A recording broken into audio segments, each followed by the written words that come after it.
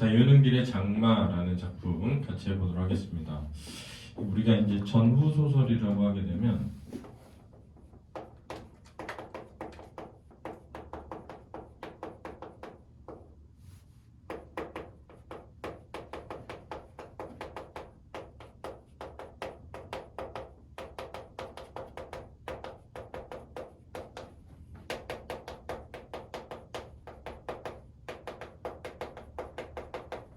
한국 전쟁 이후에 전쟁으로 인한 상처를 소재로 한 소설들을 우리가 전후 소설이라고 하는 거겠죠. 중편이라는 것은 길이 아주 길진 않은데 짧지도 않은 거예요. 성장 소설이라고 하는 것은 어린 주인공이 그렇죠? 성장해 가는 이야기를 성장 소설이라고 합니다. 그렇죠? 성격은 사실적이고요, 상징적이고 토속적인 성격을 지니고 있습니다. 토속적인 이유는 여기 이제 전통의 무속신앙이 등장하기 때문에 이렇게 토속적인 성격을 지니고 있어요. 이거는 이제 전쟁으로 인한 가족의 상처와 치유를 다루고 있고요. 전쟁으로 빚어진 한 가족의 비극과 민족적 정서를 통한 갈등의 극복과 화해를 주제로 하고 있습니다. 쌤이 이제 전쟁을 다루는 작품들은 기본적으로 전쟁이라는 것의 속성이 뭐냐면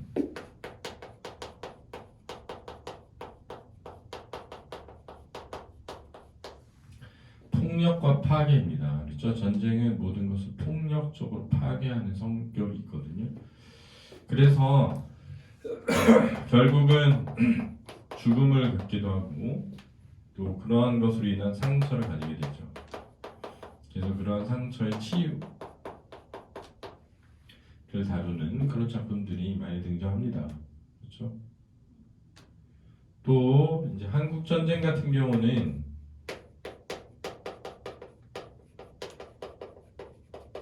이념의 대립이 있었거든요. 그렇죠? 그래서 이념의 대립을 바탕으로 해서 공산당 싫어요 이런 소설들이 등장하는 것이 아니라 이런 이념의 대립보다 그것을 뛰어넘는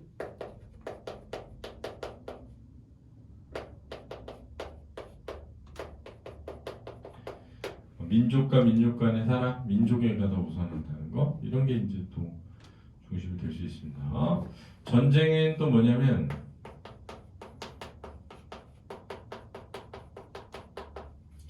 인간을 수단화해요. 무기화하고. 그래서 인간의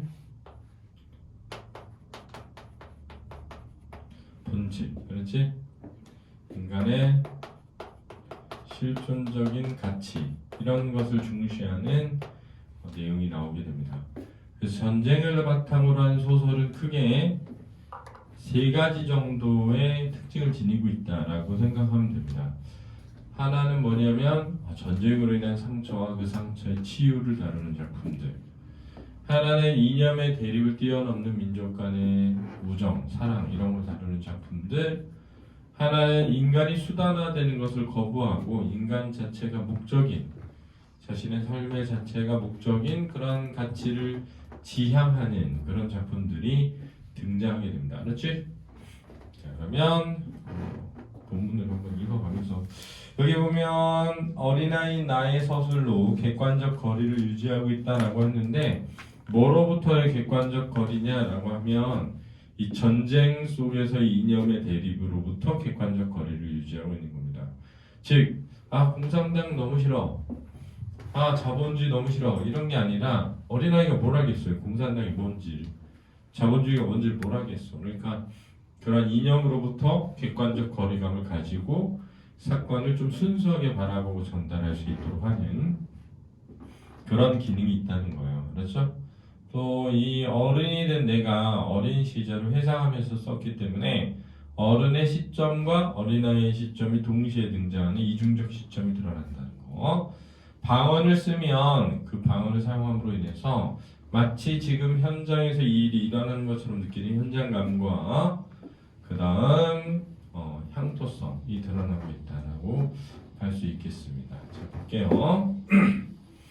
앞부분의 줄거리 6.25 전쟁으로 동만의 외가 식구들이 친가 식구들과 같이 살고 있던 나의 집으로 피난을 오면서 모두 함께 살게 된다. 그랬네요.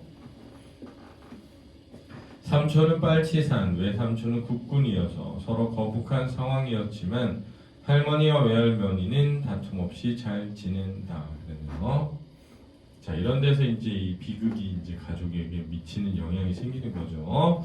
왜냐하면 어쨌든 외삼촌은 국군이고 삼촌은 빨치산이었으니까 빨치산은 주로 이제 산이나 이런 데서 게릴라전을 펼치는 공산주의 사상을 신봉하고 있던 어떤 사람들을 뜻하는 겁니다. 어느 날 낯선 사람의 꾀임에 빠진 내가 삼촌이 밤에 몰래 집에 왔었다고 말한 일로 아버지가 고초를 겪는다 이랬네요. 여기서 낯선 사람은 형사고요. 이 낯선 사람인 형사는 빨치산인 삼촌을 잡기 위해 어린 나를 사탕인가로 꼬셔가지고 그렇지? 니네 삼촌 요즘에 집에 오시냐? 이렇게 막 물어본단 말이에요. 그래서 내가 우리 삼촌 얼마 전에 왔다 갔는데 뭐 이렇게 말하나 그래. 그 일로 이제 아버지가 끌려가서 고문을 당하는 거죠. 그죠? 네 동생 어디 있냐? 막 이렇게 하면서 알았지? 할머니는 삼촌을 팔아먹었다며 나를 외면하고 그런 나를 외할머니가 감싸면서 두 분 사이에 금이 가기 시작한다. 그래서 삼촌은 빨치산이니까 그죠? 이 개 백정 같은 놈아 이런단 말이에요. 니는 사탕 하나에 뭐 먹을 거 하나에 니네 삼촌을 팔아먹어? 막 이렇게. 근데 나는 사실 그런 게 뭔지를 잘 모르니까 그렇게 한 거죠. 그죠? 그래서 외할머니가 감싸줍니다. 그러다가 외삼촌의 전사 소식이 날아듭니다. 즉 외삼촌의 전사했으니까 외할머니의 아들이 죽은 거죠. 상심하는 외할머니는 장맛비가 쏟아지는 이게 제목이 장마예요. 그렇죠? 이 제목 장마가 의미하는 바는 뭐냐면 이 전쟁으로 인해서 우리 민족에게 들이운 슬픈 역사, 어떤 암담한 암울한 하루하루를 뜻하는 거예요. 장마는 전쟁으로 인한 우리 민족의 암울한 현실을 뜻하는 거예요. 하늘을 향해 빨갱이 다 쓸어버리라고 저주를 퍼붓는다. 그래서 다 죽어버려라 이거예요. 삼촌의 소식을 애타게 기다리던 할머니는 삼촌은 한 달에 한 번 정도씩 집에 내려와서 먹을 거를 구해가곤 했단 말이에요. 그래서 가끔 들렸는데 내가 형사에게 삼촌에 대한 이야기를 하는 바람에 형사가 이제 삼촌을 잡으려고 했단 말이야. 그 뒤로 삼촌은 집에 돌아오지를 않아요. 위협을 느끼고 신변의 위협을 느끼고 삼촌은 그 뒤로 돌아오지를 않습니다. 그런데 삼촌의 애타는 소식을 기다리는 할머니는 이것을 삼촌이 죽어버렸으면 좋겠다는 말로 받아들여 외할머니가 큰 싸움을 벌이죠. 그 뒤로 빨치산과 국군의 전투가 벌어지고 빨치산의 죽음을 읍내에 벌려두었다는 소식이 들리자 식구들은 삼촌이 죽었을 것이라는 체념에 빠집니다. 그러나 할머니는 삼촌이 살아 돌아온다는 점쟁이의 말을 듣고 그 말을 신앙처럼 믿으면서 삼촌을 맞이할 준비를 하도록 식구들을 채근한다. 채근한다는 건 이제 뭐 재촉한다? 도챈다 이런데 점쟁이가 삼촌이 살아 돌아온 날이라고 말해준 그날이 하루 앞으로 다가오자 할머니는 밤새도록 등을 환하게 밝혀놓으라고 한다. 등을 밝혀놓아야 삼촌이 돌아오기가 쉽지 이런 거예요. 이게 아마 이제 나의 아버지가 삼촌을 설득했을 거야. 자수하라고. 그래서 자수하려고 했는데 아마 형사가 나타난 걸 느끼고 도망가면서 이렇게 된 거야. 할머니가 대문간에 서서 호통을 치는 바람에 혼곤한 잠에서 깨었다. 날은 부옇게 밝아서 아직 꼭두 새벽이었다. 가뜩이나 짧은 여름밤인데 그런 정도는 자나마나였다. 잠을 설친 탓으로 머릿속이 띵 울리고 눈꺼풀은 슬슬 감겼다. 그러나 나는 아무렇지도 않은 편이었다. 여러 날 겹치는 피로와 긴장 때문에 얼굴 모양이 모두 말이 아니었다. 아버지는 부엉이 든 사람처럼 얼굴이 누렇겠다 부석부석했고 어머니는 숫째 강마른 대꼬챙이였다. 자, 묘사가 되겠고요. 할머니의 성화에 피곤해졌던 가족의 모습입니다. 그렇죠? 외가 식구들이라고 해서 특별히 나은 사람도 없었다. 그런데 우리 할머니 많이 청청해가지고, 그래서 청청해가지고는 기운이 멀쩡해서 라는 뜻입니다. 첫 새벽부터 기진맥진한 사람들을 게으른 소 잡돌이 타듯 했다. 자, 이런 데서 할머니의 간절한 바람이 드러나는 거예요.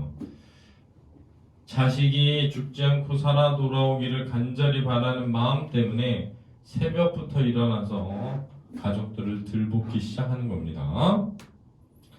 아버지와 어머니를 대문간에 나란히 불러놓고 무섭게 닦아 세우는 중이었다. 그래서 닦아 세운다는 건 뭐냐면 야단을 치는 겁니다. 장명등이 꺼져 있었다. 기름이 아직 반이 남아 들어 있었는데도 어느 바람이 언제 끄고 갔는지 유리갓에 불기가 촉촉했다. 자, 그래서 장명등이 꺼져 있었다는 불길한 일을 암시하고 있는 겁니다. 불길한 일을 암시합니다. 왜냐하면 삼촌이 오지 않고 뱀이 나타나죠, 그죠? 장명등 일로 할머니는 몹시 심정이 상해버렸다. 하나님이 간밤에 몰래 들어와 아버지와 어머니의 정성을 시험하고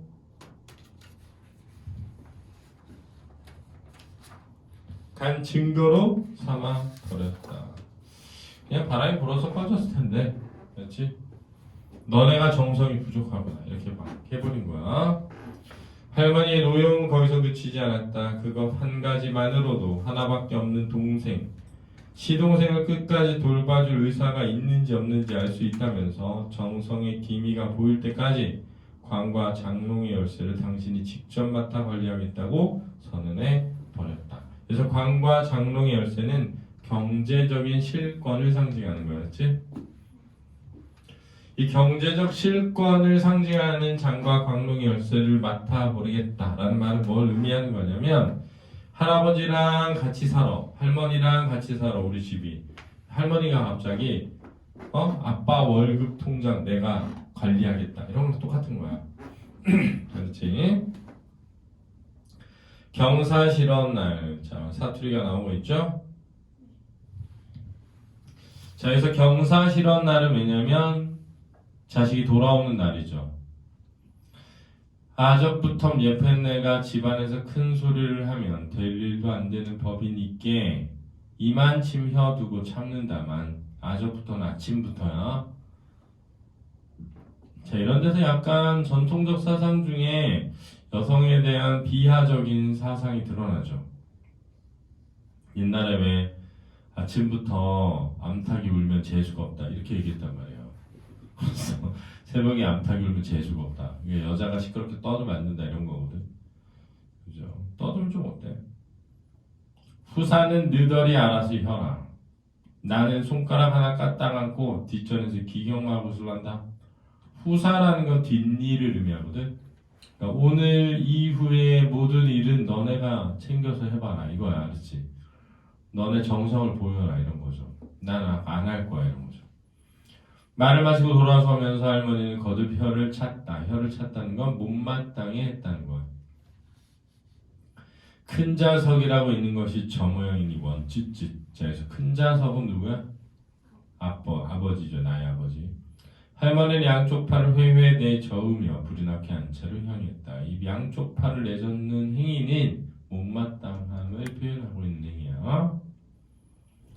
지질의 복도 못하고 난 년이지. 나만치 아들 며느리 복이 없는 년도 드물 것이요. 자, 그래서 지질의 복도 못하고 난 년은 누구야? 자기 자신을 의미하는 거죠, 그죠? 아들은 누구야? 나의 아버지죠, 그죠? 며느리는 나의 어머니. 못마땅함을 표현하는 말이야. 사랑채 앞을 지나가면서 또 혼잣말을 했다. 말이 혼잣말이지 실상은 이웃까지 들릴 고함에 가까운 소리였다. 그래서 사랑채 앞은 누가 있는 곳이야? 외할머니의 거처니까 외할머니 들으라고 한 말이죠. 왜? 사실은 며느리 욕하는 거거든. 며느리는 외할머니의 누구야? 딸이지, 그지? 할머니는 정말로 손가락 한 개도 까딱하지 않았다. 방문을 꽝 닫고 들어온 후로 밖에서 일어나는 일은 죽이 끓든 밥이 끓든 일절 상관하지 않았다. 그런 대신 봉창에 달린 작은 유리 너머로 늘 마당을 감시하면서 일일이 못마땅한 표정을 지어 보였다. 우리는 수대로 하나씩 빗자루나 연장 같은 걸 들고 나와 감시의 눈초리를 뒤통수에 느껴가면서 마당도 쓸고 마루도 닦고 집안 밖의 거미줄도 걷었다. 대청소하듯이 하는 거죠. 고모도 나오고 이모까지 합세하여 모두들 바삐 움직인 보람이 있어 장마로 어지럽혀진 집안이 깔끔하게 청소되었다. 이모와 고모는 어머니 도우러 부엌으로 들어갔고 난 아버지와 함께 대문에서 마당에 이르는 소로와 텃밭 사이 깊은 도랑을 내어 물기를 빼내느라고 식전부터 구슬땀을 흘렸다.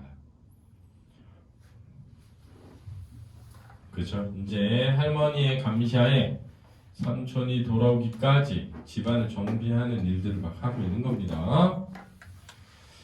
하늘은 아직도 흐렸다. 오랜만에 햇빛을 볼 수 있을지 모른다고 기대했던 날씨가 아무래도 신통치가 않았다. 그래서 날씨가 흐린 것은 가족의 시련이 쉽게 해소되지 못함을 의미한다. 가족들이 겪는 어떤 시련이 쉽게 해결되지 않음을 뜻하는 거야. 날씨가 흐린 거. 그러나 선명하늘 한 기퉁이가 빼곰이 열려 있었고 구름보라는 서늘한 바람이 불었다. 다시 비가 내릴 기미 같은 건 어디에도 안 보였다. 그것만도 우리에게 참으로 다행스러운 일이었다. 우리뿐만 아니라 모든 사람이 그러했다. 자, 장마가 끝나가는 거죠. 이 장마가 끝나가는 것에 대해 다행스럽게 여긴다는 거야. 자, 사실 장마는 뭐를 의미한다 그랬지? 전쟁으로 인한 우리 민족의 어떤 암울한 현실이라고 했잖아요. 그죠? 그러한 암울한 현실이 조금씩 모여가는 걸 암시해 사라질 것임을 암시하는 거야. 이른 아침부터 우리 집에 찾아온 동네 사람들이 내미는 첫마디가 한결같이 날씨에 관한 이야기였다. 그리고 그 다음 차례가 삼촌 얘기였다. 이 삼촌 얘기가 주 관심사겠죠? 날씨 얘기는 이제 뭐야? 말을 건네기 위해서 한 말이죠. 그 날씨부터 시작해가지고 아주 자연스럽게 아버지한테 접근했으며 아낙네들은 부엌을 무시로 드나들었다. 무시로 시도 때도 없이. 우리 집 완전히 잔치집답게 동네 사람들을 북적거렸고 저마다 연주를 찾아 말을 걸어보려는 사람들 때문에 식구들은 도무지 정신을 못 차릴 정도였다. 어린 아이의 시점에서 본 거야. 어린 아이의 시점에서. 그들이 가장 궁금해하는 것은 우리 식구들이 어느 정도 미신을 믿고 있는가였다. 그래서 미신을 믿고 있는 것은 뭐야? 삼촌이 돌아오리라고 믿는가? 라는 거였지?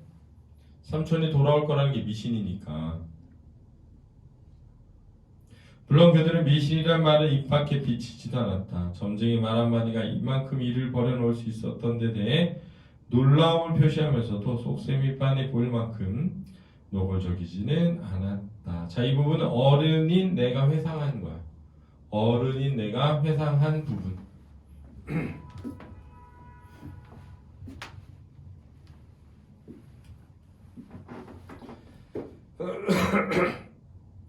이야기 끝에 그들은 가족들 정성에 끌려서라도 삼촌이 틀림없이 돌아올 거라는 격려의 말을 잊지 않았다.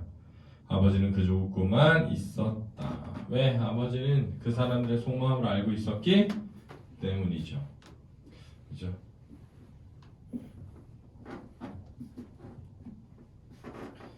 그래서 정성에 끌려서라도 삼촌이 틀림없이 돌아올 거라는 격려는 어떻게 보면 그지?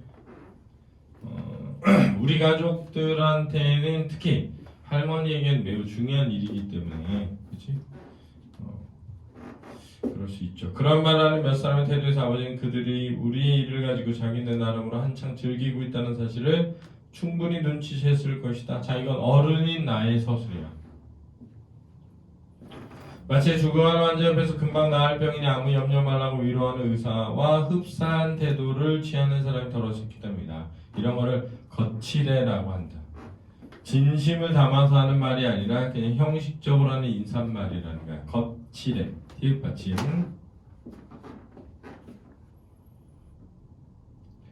시간이 진시에 점점 가까울수록 사람이 늘어 더욱 우리 집은 붐볐다. 진실이 이제 삼촌이 돌아온다고 한 시간이야. 마을 안에서 성한 발을 가진 사람은 하나도 안 빠지고 다 모인 성 싶었다. 과장법이고 성한 발을 가진 사람, 그러니까 발이 성하지 않으면 올 수 없지만 나머지 다 왔다는 거야. 혼자 진군해진 발을 앉아 담배를 피우는 낯선 사내의 모습도 보였다. 경찰이죠. 만약에 삼촌이 나타나면 삼촌을 뭐 하려고? 잡으려고 하는 거 알았지? 장터처럼 북적거리는 속에서 우리는 아직 아침밥도 먹지 못했다. 왜? 준비하느라. 삼촌이 돌아오는 것에 대해 준비하느라.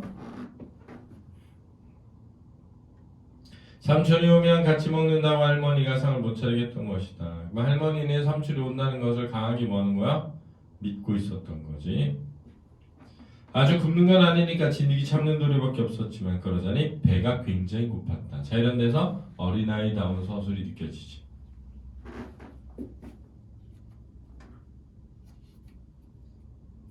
마침내 진시였다. 진시가 시작되는 8시였다. 모두를 흥분에 초조하게 기다리는 가운데 자꾸만 시간이 흘렀다. 9시가 지나고 어느덧 10시가 다 되었다. 그런데 우리집에 아무 일도 일어나지 않았다. 자, 아무 일도 일어나지 않았다는 건 삼촌이 돌아오지 않았다는 거죠. 사람들이 죄다 흩어진 다음에야 비로소 우리는 점심이나 다름없는 아침을 먹을 수 있었다. 자, 사람들이 왜 흩어졌어? 그럼 그렇지 하면서, 그렇지? 아무 일도 일어나지 않은 것에 실망 흩어졌겠죠. 부자어른과 진군의 식구들만이 나중에까지 남아 시리에 잠긴 우리의 말동무가 되어 주었다. 그래서 약간 각별하게 우리를 챙겨주는 거죠. 우호적 태도를 보이고 있는 거야. 안방에 혼자 남은 할머니를 제외하고 모두들 침통한 표정을 건너방에 차려진 상머리에 둘러 앉았다. 뜨적뜨적 수저를 놀리는 심란한 얼굴에 비해 반찬만큼은 명절날만큼이나 걸었다. 푸짐했다는 뜻이야. 준비를 많이 했으니까요. 기왕 해놓은 밥이니까 먼저들 들라고 하면서도 할머니 자신은 한사코 조반상을 거부해버렸다. 왜? 누가 오면? 삼촌이 돌아오면 같이 먹겠다는 다짐이죠. 그러니까 삼촌이 돌아오는 것을 믿고 싶은 거야. 진시가 벌써 지났는데도 할머니는 여전히 태평이었다. 자, 겉으로만 그랬겠죠, 그죠? 왜? 믿음의 변함이 없는 건데 왜 믿음의 변함이 없는 거지? 안 그러면 삼촌을 볼 길이 없잖아. 그러니까 너무나 삼촌을, 죽은 아들을 보고 싶은 마음 때문에 이렇게 하게 되는 거야. 적어도 겉으로는 그렇게 보였다. 애당초 말이 났을 때부터 자기는 시간 같은 건 염두에 두지 않았다는 것이다. 이게 합리화죠. 나 시간은 고려하지 않았어. 이렇게 하는 거야.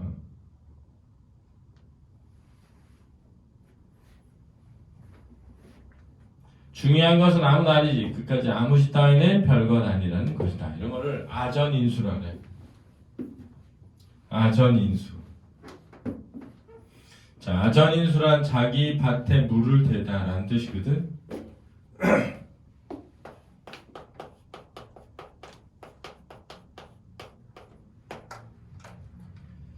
자신에게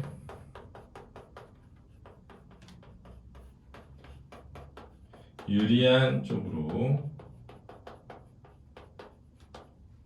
상황을 해석하는 거야.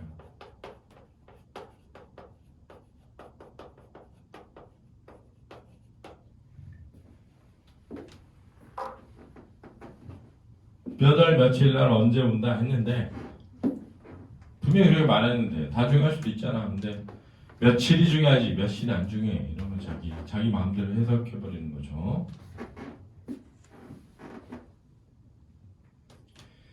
할머니한테는 아직도 그날 하루가 창창이 남아 있었던 것이다. 창창이 아득하게. 어느 때와도 기필코 올 사람이니까 그때까지 더 두고 기다렸다가 모처럼 한번 모자 겸상을 받겠다면서 할머니는 추호도 지친 기색을 나타내지 않았다. 추호는 가을철의 짐승의 털만큼이라는 뜻이거든.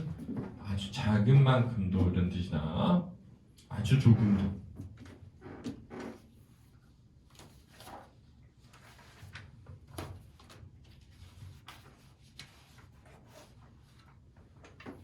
마루에 발돋움을 하고 자꾸만 입맛을 다시며 근천을 떨던 월이란 놈이, 근천 떠는 건 약간 궁핍 떨던, 알지? 월이란 놈이 강아지가 갑자기 토방으로 내려섰다. 우리는 월이가 대문 쪽을 향해 으르렁거리는 소리를 들었다. 그리고 이내 함성을 들었다. 자, 이렇게 함으로써 집 밖에서 일어나는 일을 예고하고 있고 호기심을 증대하고 있다. 그렇지? 무슨 일인지 바로 드러내지 않아서 호기심을 증폭시키는 거야. 수저질을 하던 아버지의 손이 허공에 정지하는 걸 계기로 긴장감이 고조된다. 우리는 일시에 모든 동작을 멈췄다. 아이들이 일제히 울리는 함성이 매우 빠른 속도로 가까이 오는 중이었다. 숟가락을 아무데나 팽개치면서 나는 밖으로 뛰어나갔다. 자, 이런 데서 어린아이 나온 모습이 보이죠? 우리 대문간이 왁자지껄하는 소리를 금방 쏟아내졌다. 마당 한복판에서 나는 다시 기세를 올린 아이들의 아우성과 정면으로 맞닥뜨렸다. 우선 눈에 띄는 것이 저마다 입을 크게 벌리고 있는 한때의 쪼무레기 패였다. 그들의 손에 돌멩이 아니면 기다라 나뭇개비 같은 것들이 골고루 들려 있었다. 자, 이 돌멩이나 나뭇개비는 우리 민족에게 가해지는 폭력성을 뜻하기도 한다.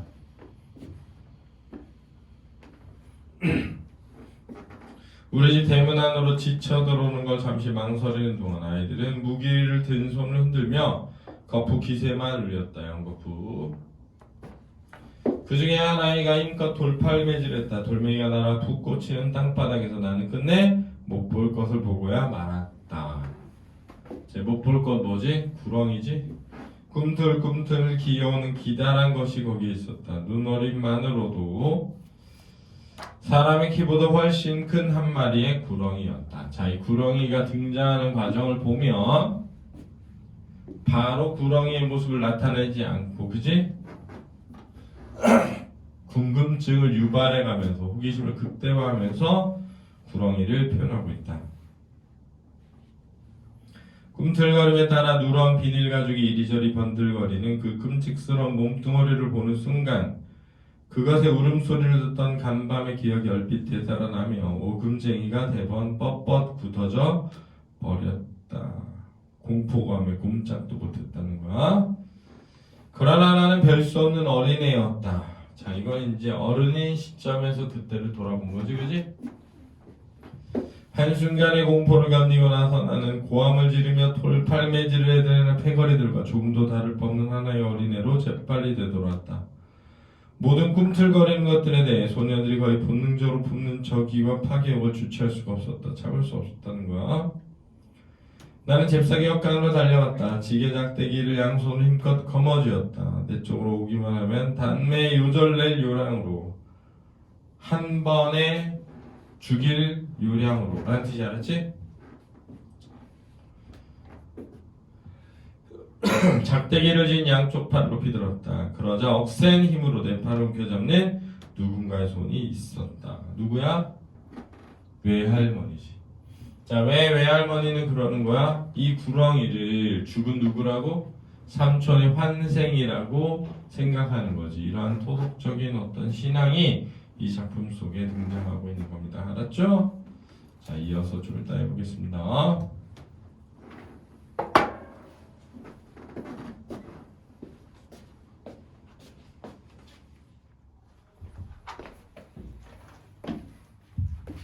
자, 이어서 해보도록 하겠습니다. 장마 1권에 필기하면서 들으세요.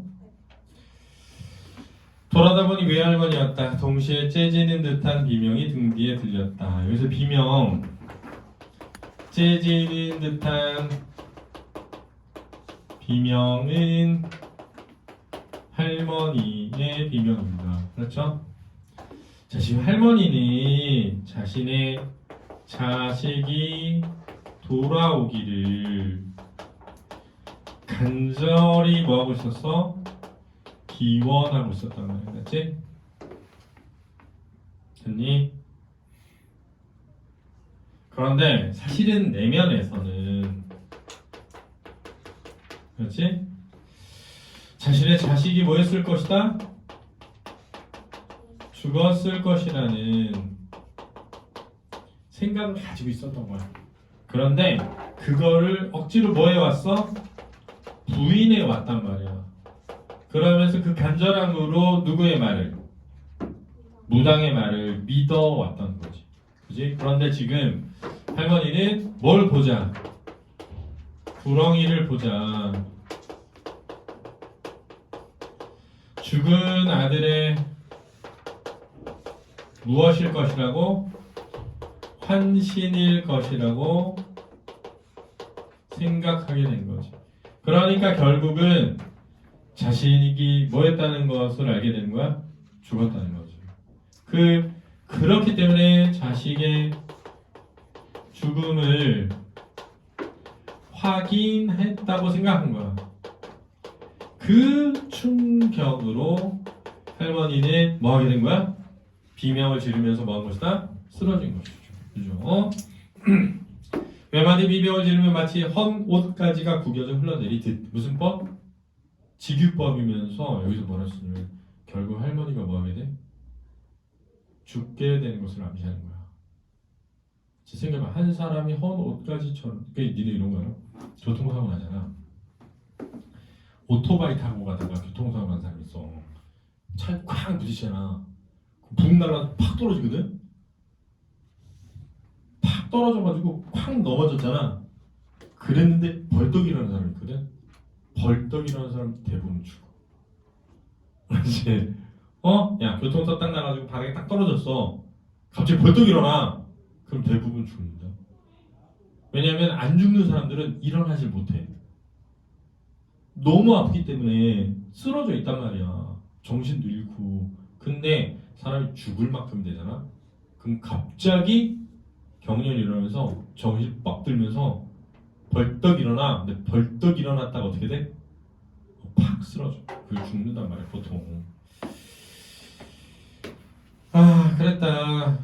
그렇게 마루이로 고꾸라진 할머니 모습을 나는 목격했다. 그러니까 등장인물이 서술자인 거 알았지? 어린 시절에 나 외할머니가 내 손에서 작대기를 빼앗아 버렸다. 자 있잖아. 원래 외할머니는 날 감싸고 놀았지, 그지?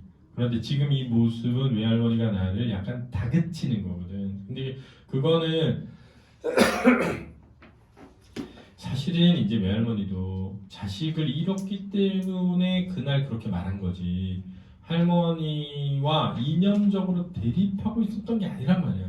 이걸 잘 알아야 돼. 그러니까 할머니는 막 공산주의 사상을 가지고 있고 외할머니는 막 자유주의 사상을 가지고 있어가지고 서로 싸우고 그런 게 아니란 말이야. 그냥 자식을 아끼는 부모의 마음 때문에 서로가 대립하게 된 거지. 사실은 뭐 서로 이념적으로 갈등을 하거나 이런 게 아니란 말이야. 그러니까 이 소설이 이념적인 대립이나 갈등을 다룬 게 아니라 사실은 이념적인 대립으로 인한 전쟁에 의해 희생을 당한 가족들의 마음을 다루고 있는 거지. 그게 중요한 거야.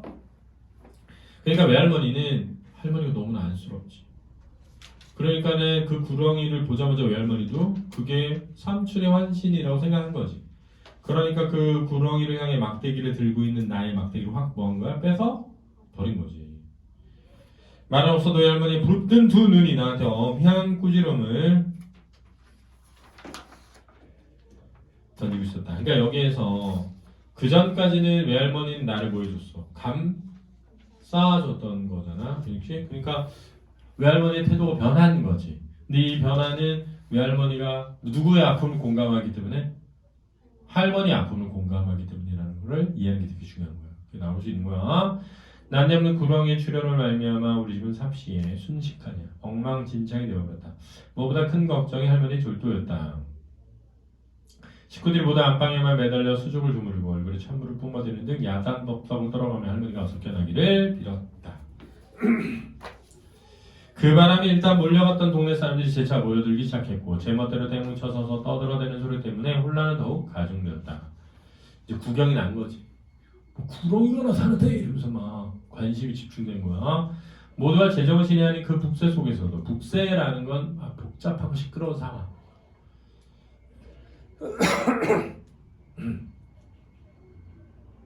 그러니까 이런 걸 와중예라고 한다. 와중이 무슨 와자면 소용돌이 와자야. 그 니네 이런 거 알아? 봐봐. 새벽 너무나 고요한 와중에 이름 틀린 말이야. 고요하다는 건 와중이랑 어울리지 않는 거야. 와중이라는 말은 소란스럽다는 뜻이야. 그렇지?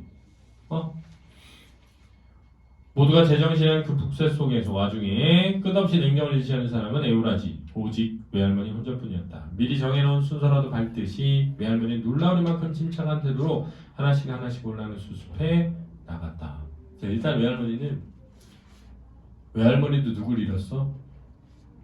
그렇지, 자식을 잃었잖아. 그러니까 자식을 잃은 슬픔의 크기를 이해하는 거지. 그러니까 이 상황이 바로 이해가 되면서 어떻게 해야 하는지를 오직 알고 있는 거지. 그치? 그래서 여기서 미리 정해놓은 순서로 갈 때 외할머니가 놀라면 침착한 태도를 보인 이유는 외할머니는 그전부터 이런 일을 잘해와서가 아니야. 그렇지? 이유가 뭐라고? 할머니 아픔에 뭐 할 수 있기 때문에? 공감하고 있기 때문인 거야. 그렇지? 맨 먼저 사람들을 몰아낸 일부터 서둘러 했다. 외할머니는 구장어른과 직문의 아버지 등의 도움을 받아 집안에 들어온 사람들을 모조리 밖으로 내쫓은 다음 대문을 단단히 걸어 잠갔다. 일단 한편으로는 구렁이를 뭐하고? 보호하는 거지. 그렇지? 사람들이 구렁이에게 해를 가할 수도 있으니까. 그렇지? 두 번째는 뭐냐면 사람들은 호기심에 의해서 볼 뿐이잖아. 근데 이건 되게 우리 가족에게는 엄청 슬픈 일일 수 있잖아. 근데 남들이 보면 웃긴 일일 수도 있죠. 무슨 구렁이를 보고 그렇게 생각할 수도 있으니까. 근데 가족에게는 되게 이게 아픈 일이고 되게 심각한 일인데 남들에게 구경거리가 돼서는 안 되잖아. 그러니까 물리치는 거죠. 외할머니는 구정하는 것이 집 안으로 들어온 사람 쫓아냈다. 대문 밖에 내쫓긴 아이들과 어른들을 감나무는 울바자 쪽으로 우르르 몰려갔다. 울타리. 이거는 이제 호기심, 관심. 그렇지? 쫓아냈지만 뭐 하고 싶어? 보고는 싶어. 이런 거지. 고배다다는 혼란의 사이를 틈탄 구렁이는 아홉과 상추가 자라는 텃밭 이랑을 지나 어느새 감나무에 올라가 앉았다. 감나무 가지에 누런 몸뚱이를 둘둘 감고 철사처럼 가늘고 긴 혓바닥을 대고 날름거렸다. 뭐에 돼알지게 얻어맞아 꼬리 부분이 거지만 동강 날 정도로 상해서 몸뚱이와 움직임과 각 놀고 있었다. 각은 따로. 자, 이게 뭘 상징해? 자, 여기서 지금 일단 구렁이는 누구의 현신? 삼촌의 현신이지. 두 번째는 상처 입은 우리 민족을 상징하는 거야. 또 분단의 현, 실도 상징한다. 두 동강이나 있었다 그러잖아. 근데 우리 남북으로 어떻게 했어? 두 동강이 났잖아, 그렇지? 아이들은 극성에 감나무까지 따라 아직 돌멩이나 남개들이 달려들고 있었다. 돌멩이를 땡기는 게 어떤 놈이야? 할머니의 고함은 서리빨 같았다. 여기서 서리빨 같았다 이런 표현 잘 알아라. 뭐야 뜻이? 서리빨 같다. 날카롭고 매섭다. 팔매질이 뚝 멎었다. 그러자 외할머니는 천천히 감나무를 걸어가기 시작했다. 외할머니 몸이 구렁이가 칭칭 감긴 긴 늙은 감나무 발 아래 똑바로 서 있는데 아무도 일어나지 않자 그때까지 숨을 지겨워가며 지켜보는 사람들 입에서 저절로 한숨이 새어나왔다. 약간 안도의 한숨이야. 긴장하고 있다가 바람 머리에 불티처럼 박힌 앙증스러운 눈깔로 요무스로 빛내면서 자꾸 대가리를 숙여 까뜩까뜩 위협을 주는 큰절한 구렁이를 보고도 묘사지. 외할머니 조금도 두려워하지 않았다. 왜? 외할머니는 이게 누구라고? 삼촌의 현신이라고 생각하는 거죠. 외할머니 두 손을 천천히 가슴 앞으로 모아 합장했다. 에구 이 사람 누구야? 삼촌. 집안일 못 잊어 이렇게 먼지를 찾아왔는가? 꼭 울어보채는 아이한테 자장가를 불러주는 투로 조용히 속삭이는 그 말을 듣고 누군가 큰 소리로 웃는 사람이 있었다. 이건 뭐야? 구렁이한테 말을 거는 게 웃기다는 거지. 그러니까 이거는 이 가족의 아픔과 상처에 대한 이해를 하지 못한 거야. 알았니? 그러자 할머니 눈이 단박에 새목걸로 변했다. 날카로워졌다는 거야. 어떤 창사고 빠진 잡놈이 그렇게 히득거리고 섰냐? 누구냐? 창사고 창자야. 창사고 빠졌다는 게 창자 빠졌다는 거잖아. 이게 뭐냐면 다른 말로 하면 속 없는 이란 뜻이야. 속 없는 놈. 자, 그래서 속 없는 놈이 뭐냐면 생각 없는 놈이란 뜻이다. 자, 어떤 창사고 빠진 잡놈이 이게 뭐야? 어떤 생각 없는 놈이 웃고 있냐 이거죠. 누구냐 어서 이리 싹 나오너라. 줄일 놈? 줄일 놈이 뭐야? 한 대 쳐 맞아야 정신 차리지 이런 뜻이야. 외할머니 대갈 호령에 큰 호령에 사람들이 쥐죽은 소리를 못 낸다. 외할머니를 몸을 다시 돌려 구렁이 상됐다. 자네 보다시피 자네 누구? 구렁이 삼촌. 그렇지? 노친께서 기력 여전하시고 야 지금 할머니 어떻게 됐어? 쓰러졌잖아. 근데 왜 기력 여전하시고 그런 거야? 아 안심을 시켜서 뭐 하게 하려고? 돌아가게 하려고 하는 거지. 진짜 죽어서도 우리 엄마 잘 지내나 궁금할 수 있잖아. 그치? 다른 식구들도 모다들 잘 지내고 있는데 그러니까 집안일이랑 아무 염려 말고 어서 자네 가야 할 뒤로 가서 자네 가야 할 데가 어디야? 저승이죠. 그래서 원래 죽어서 제일 슬픈 게 뭐냐면 구천을 떠돈다 그래. 왜? 집에 가지 못하는 거죠. 그래가지고 니네 호랑이한테 잡아먹힌 귀신을 창귀라 그러고 창귀? 창귀가 득실글 버리는구만 이런 말 한단 말이야. 창귀가 뭐냐 호랑이한테 잡아먹고 귀신인데 호랑이는 사람을 잡잖아 잡아먹잖아 그러면 꼭 몸에 한 덩어리는 남겨놓고 가요. 그래가지고 주로 얼굴을 놓고 간대. 사람 물어서 죽여서 먹어 뜯어먹어 다 뜯어먹고 얼굴만 남겨놓고 간대. 그러니까는 자 귀신이 저승을 못 가잖아. 왜? 몸뚱아리 하나가 없으니까. 그래가지고 호랑이에 붙어 있는다. 호랑이에 붙어 있다. 그래서 호랑이에 붙은 귀신을 창귀라 그래. 그래서 이제 만화 네이버에 만화에 호랑이 형님이라고 있거든. 거기 보면 창귀 나와. 창귀. 자 그렇다. 호랑이 꼼짝도 안 했다. 철사 같은 도막을 혓바닥을 날름거리며 지기법 대가리만 두 번 들었다 놨다 했다. 가야 할 때가 보통 먼 길이 아니디 여기서 이러고 충구리만 있어도 되거는가이. 자네 이름 무슨 애? 자네 심정은 심정 확인해만 이 자네 심정이 뭐야? 일단 그죠? 부모님에 대한 걱, 어머니에 대한 걱정과 한스러움이죠. 이렇게 죽게 된 한스러움. 집안 식구들 생각도 해야지. 자네 놓친 향박해서 자네가 이러는 걸 보면 얼마나 가슴이 미어지겠는가. 그렇죠. 사람이 제일 슬픈 게 뭐의 죽음을 봤을 때야? 자식의 죽음을 봤을 때야. 그러니까 절대 하면 안 되는 게 부모님보다 먼저 죽는 거 알았지? 하면 안 된다. 외할머니 꼭 산사람을 대하듯이 위로 올려다보며 조용히 말을 건네고 있었다. 하지만 아무리 간곡한 말씨로 거듭탈 넘어던 구렁이는 좀처럼 움직이질 않았다. 이때 울바자 너머에서 울타리 어떤 하나 내가 뱀을 쫓는 묘방을 일러줬다. 모습은 안 보이고 목소리만 들린 그 여자는 머리카락을 태워 냄새를 피우면 된다고 소리쳤다. 이것도 이제 주술적 행동이고 외할머니의 지시에 따라 나는 할머니 머리카락을 얻으러 안방으로 달려들었다. 왜 할머니 앞이면? 일단 구렁이가 삼촌이라고 생각해서지. 그럼 삼촌은 누구를 보고 싶어서 온 거야? 무엇보다 할머니가 보고 싶어서 왔을 수 있잖아. 그러니까 할머니 머리카락을 태움으로써 한을 풀려는 것이다 라고 할 수 있죠. 할머니는 거의 시체나 다름이 없는 빳빳한 자세로 자리에 누워 있었다. 이게 암시지. 할머니가 어떻게 된다는 거? 죽게 된다는 거죠. 갔는데 보고 나서 할머니 곧 돌아가실 것 같아 이렇게 느낄 수 있잖아.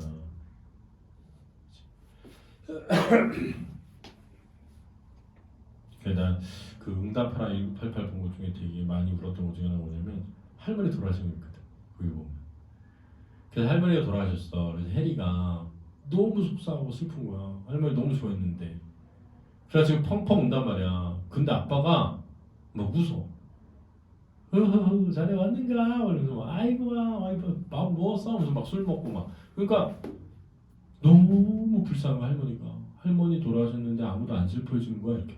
고모들이 나거든. 고모들도 막 신나게 웃으면서 막 오래간만에 만났다고 막 우는 사람마다 막 악수하고 막 술 먹으라 그러고 막 한잔하라 그러고 막 이틀 밤 내내 그런 거야. 근데 이제 드디어 해리가 딱 왔는데 아빠가 우는 듯한 표정으로 고개 숙이고 있는 거야. 응? 그래서 진짜 이제 아빠가 슬퍼하는구나 그랬는데 갑자기 누가 오니까 졸고 있었던 거야. 그러고 있는데 거기에 해리네 큰아빠가 딱 와. 미국에 있다가 딱 오는데 아빠가 막 펑펑 고모더라고. 그러니까 그걸 누르고 있었던 거야. 슬픔. 너무 슬프니까. 그러니까 그런 걸 이제 보여주는 거죠. 숨은 겨우 쉬고 있다 해도 아직 의식을 되찾지 못한 채 할머니 주변을 들어서 속수무책 앉아서 사색이 다 되어 그저 의원이 도착하며 기다리는 식구들을 향해 나는 다급한 소리로 용건을 말했다. 여기서 용건은 뭐야? 머리카락이 필요해요. 누구랄 것 없이 암한테 던진 내 말이 무척 엉뚱한 소리를 들렸던 모양이다. 왜? 바깥 상황을 자세히 알지 않으니까. 할머니 머리카락이 이런데 도대체 어디에 소용될 것인지 이야기도록 설명하기엔 꽤 시간이 걸렸다. 자, 이 할머니 머리카락이 구렁이의 원혼을 뭐하는가 달내는 거죠. 삼촌의 원혼을 달래는 할머니 모성이죠. 근데 고모가 인사불성이 된 할머니 머리를 찬빗으로 빗기는 데는 더 많은 시간이 걸렸다. 빗질을 여러 차례 거듭해 얻어진 한 줌의 흰 머리카락이 내 손에 쥐어졌다. 언제 그렇게 준비를 했는지 외할머니 도래소변 위에 간단한 음식 몇 가지 차리고 있는 중이었다. 호박전과 고사리 나물을 보이고 대접에 그득 담긴 냉수도 있었다. 자, 이게 사실은 누가 오면 잔치하려고? 삼촌이 돌아오려면 잔치하려고 준비한 음식들이니까 정성이지. 할머니 정성. 대접에 그득 담긴 냉수도 있었다. 내가 내준 머리카락을 따다 땅에 내려온 다음 할머니는 천천히 고개를 들어 늙은 감나를 올려보았다. 자네 오면 줄났고 노친께서 여러 가지를 장만한 것일세. 먹지는 못할 만한정 눈요교라도 하고 가도 다 자네 놓친 정성 아닌가? 내가 자네 쫓으려고 이러는 것이 아니네. 그것만 자네도 알아야 되네. 냄새가 나더라도 너무 섭섭다 생각 말고 집안일이나 걱정 말고 먼 걸음 편히 가서 이야기를 다 마치고 외할머니는 불씨가 담긴 그릇을 헤집었다. 머리카락 태우는 거야. 그 외할머니 흰 머리를 올려놓자 지글지글 끓는 소리가 나며 타오르기 시작했다. 단백질이 되는 노린내가 머리까지 진동했다. 그러자 눈앞에서 벌어지는 그야말로 희한한 광경에 놀라 사람들은 탄성을 올렸다. 외할머니 아무리 탈려도 움쩍하지 않고 그토록 오랜 시간 버티던 그것이 서서히 움직이기 시작한 것이다. 그러니까 결국은 원한이 뭐 되는 거야? 해소되는 거고, 여기서 중요한 건 이 원한을 해소하는 과정에 할머니와 외할머니의 갈등도 뭐 되는 거야? 해소되는 거죠. 그러니까 이게 따뜻한 민족애죠. 따뜻한 민족과 또는 가족애죠. 그러니까 가족애와 민족애만이 우리 민족의 상처를 뭐 할 수 있다? 치유할 수 있다는 거야. 그러니까는 우리 북한에 사는 사람들 다 괴물이라고 생각하면 해석이 안 되는 거야. 해소가. 감나무가 늘 칭칭가부터 몸뚱이에 스르르 풀리며 구렁이는 땅바닥에 떨어졌다. 떨어진 잠자리에서 잠시 머뭇거린 다음 구렁이는 꿈틀꿈틀 기어 외할머니 앞으로 나왔다. 외할머니가 한쪽으로 비켜주면서 길을 터줬다. 이리저리 움직이는 대로 뒤를 따라가며 외할머니 연신 소리를 질렀다. 새막에서 참새 떼쫓을 때처럼 소이 소이 하고 소리를 지며 손뼉까지 쳤다. 누런 비늘 가죽을 번들번들 뒤틀며 거슨 소리 없이 땅바닥을 기었다. 안방에 있던 식구들도 말을 올려놓아 마당 한복판을 갈라질러가는 기다란 그것을 보고 모두 질린 표정을 내다보고 있었다. 꼬리를 잔뜩 사려서 가랑이에 감춘 월이란 놈이 강아지야. 그래도 꼴값 떠느라고 마루 밑에 다정한 소리를 짓고 있었다. 몸뚱이 움직임과는 여전히 따라오는 꼬리 부분을 왼쪽으로 삐딱하게 흔들거리며 그것은 방향을 바꾸어 헛간과 부엌 사이 공지를 천천히 지나갔다. 빈 땅을. 근데 기다란 그것은 이렇게 표현했잖아. 왜 구렁이라고 안 한 거지? 왜 구렁이라고 하지 않지? 우리가 일단 일반적으로 어떤 그러니까 원래 우리 민족이 뱀과 같은 구렁이를 구렁이라는 이름으로 부르진 않았어. 그렇지? 그러니까 예를 들면 병이 이름이 장티푸스면 장티푸스라고 안 하고 그냥 마마님 이렇게 했단 말이야. 그러니까 그런 게 뭐냐면은 약간 우리가 금기시되어 있는 동물이나 이런 것들을 이름을 회피해서 부르는 습관이 있어. 그러니까는 구렁이도 직접적으로 이름을 꺼내지를 않는 거지. 두 번째는 구렁이라고 해버리면 그게 뭐의 환신임이 삼촌의 환심임이 부정되는 것처럼 느껴질 수 있잖아, 그렇지? 그러니까는 그것이라고만 표현하는 거야. 서희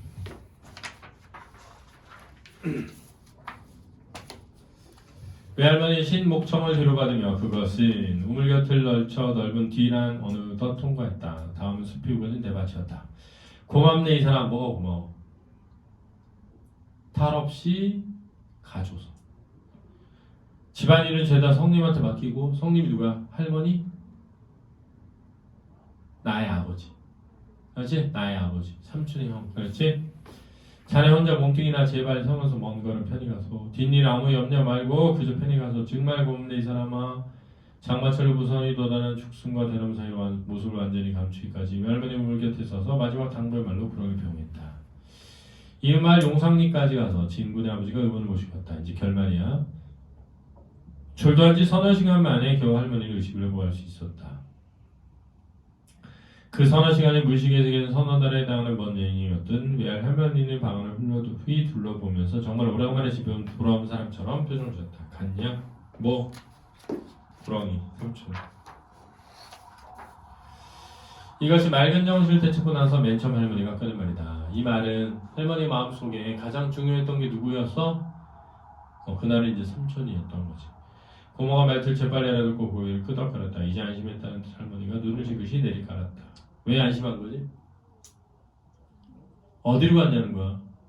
저승으로 잘 갔냐는 거야. 그러니까 저승으로 하지 못하고 부천에서 떠돌 뻔했던 거지. 그래서 한숨을 쉰 거야. 안심한 거야. 할머니가 까무라치는 후에 일어났던 일을 고모가 설명해 주었다. 외할머니가 사람들을 내쫓고 감나무에 태워서 타이른 이야기. 할머니 머리카락을 태워 감나무에서 내려오게 한 이야기. 대밭 속에 사라질 때까지 시종일관 행동을 같이 하면서 바래다준 이야기. 간혹가다가 한 대목씩 빠지거나 약간 모자란다 싶은 이야기는 어머니가 옆에서 상세히 설명을 보충했다. 할머니는 소리 없이 울고 있었다. 두 눈에 사양없이 솟는 눈물방울이 홀쭉한 볼고랑을 타고 베갯니를 줄줄 흘러냈다. 자, 일단 왜 운 거지? 첫 번째, 삼촌이 죽었기 때문이지.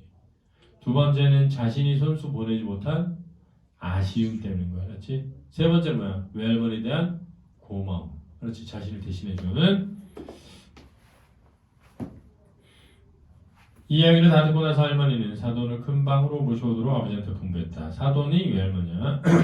사랑채 시구했던 외할머니가 아버지 뒤를 따라 큰 방으로 건넜다. 그동안 큰 방으로 오지 못하겠단 말이야. 그렇지? 갈등이. 외할머니는 오래전부터 할머니하고 한 달 있게 버린 이후로 처음 있는 큰방 줄이고였다. 고맙소. 할머니 간 말이야. 전기가 꺼진. 암시돼 있죠? 할머니 죽음이. 우묵한 눈을 거쳐 간신히 지켜 간신히 외할머니를 불러다보며 목이 꽉 메었다. 4번도 별신한 말씀이다. 외할머니 말끝을 마무르지 못했다. 왜? 할머니 아픔을 이해하니까. 그렇지? 야한테 이야기는 다 들었어. 내가 당해야 할 일을 사분이 대신 맡았구려. 그 험한 일 다치느라 얼마나 수고스럽고. 자, 이런 데서 이제 상대방을 뭐하는? 배려하는 마음이 드러나죠. 인자 다 지나간 일이니까 그런 말씀 그만두시고 어서서 몸이나 잘 추시기라고. 고마워서 참말로 고맙구려. 할머니가 손을 내밀었다. 외할머니가 그 손을 잡았다. 이제 갈등이 뭐 된 거야? 해소된 거죠. 그죠? 손을 마지막 잡은 채 할머니는 한동안 말을 잊지 못했다. 그러다가 할머니 쪽에서 먼저 입을 넘어 아직 근심을 털어놨다. 탈없이 잘 가기나 했는지 몰라라. 염려 마시랄게요. 지금 어디 가서 편안히 거참시나 사분댁 터진 노를 톡톡히 하고 있을 것이오. 원래 이제 구렁이가 그 집을 지키는 신이라고 믿어왔거든. 약간 미신에서. 그만한 이야기를 하는데도 대번에 기운이 깔아져 할머니는 가쁜 숨을 몰아쉬었다. 암시되어 있는 거고. 가까스로 할머니가 잠들길 기다려 구원을 맡은 고모만 남기고 모두 큰 방으로 물러나갔다.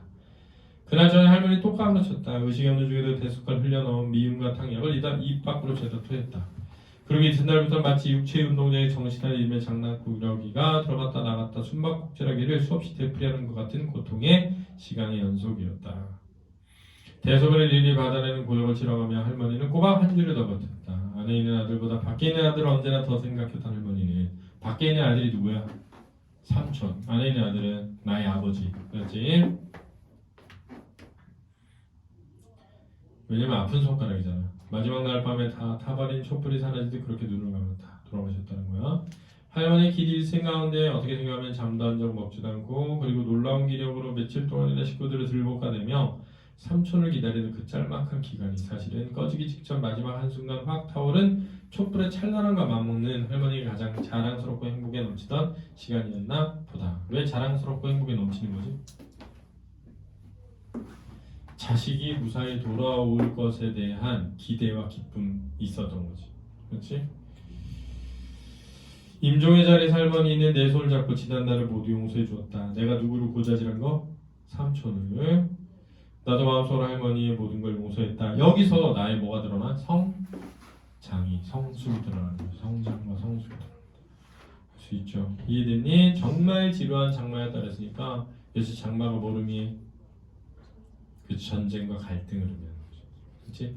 전쟁과 갈등을 의미하는 거다. 그래서 이렇게 전쟁을 다루는 작품이 나오면 어떤 이념이 오라 이런 걸 다룬다기보다 이념의 대립을 뛰어넘는 뭐 따뜻한 인간애 라고 하는 게 주제인 경우가 진짜 많은 거지. 이해되니? 네, 수고했습니다.